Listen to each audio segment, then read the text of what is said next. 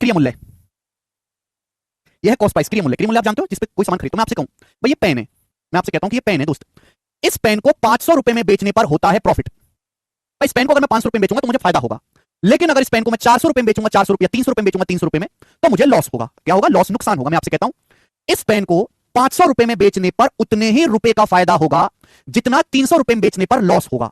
इस पेन को 500 रुपए में बेचने पर उतना ही फायदा होगा जितना पेन को 300 रुपए में बेचने पर नुकसान होगा। तो पेन का क्रिया मूल्य बताओ क्या होगा? जल्दी से फटाफट करो। सुनते नहीं हो आप लोग यार मेरी बात, जो मैं कह रहा हूं उसमें इंटरेस्ट ही नहीं है आपका। ऐसा काम कैसे चलेगा भाई?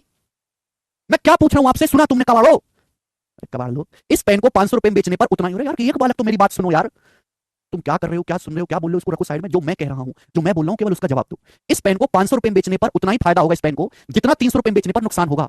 उसके लिए तो करंट दिमाग तेज करना पड़ेगा आपको। तो पेन की कीमत कितनी होगी, क्रिया मूल्य क्या होगा? तो आपका जवाब होना चाहिए सर ऐसे केस में पेन का जो प्राइस होगा इन दोनों के बीच का कोई वैल्यू होगा, इन दोनों का बीच का वैल्यू होगा, इन दोनों का एवरेज। इन दोनों का एवरेज क्या आएगा? दोनों को जोड़ के आधा कर दो।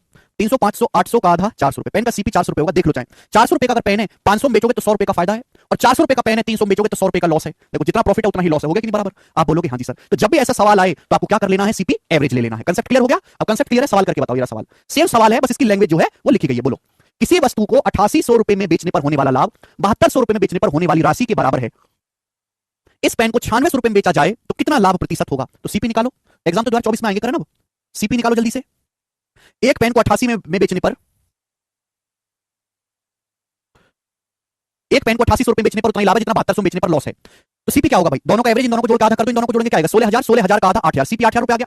अब 8000 रुपए का सामान बोला है, 8000 का सामान 9600 में बेचोगे, 9600 में तो कितना प्रॉफिट होगा? 8000 का सामान 9600 में बेचोगे तो 1600 का प्रॉफिट होगा। कितना परसेंट है? 8000 रुपए का 20% होता है 1600। ए ऑप्शन आंसर आ गया।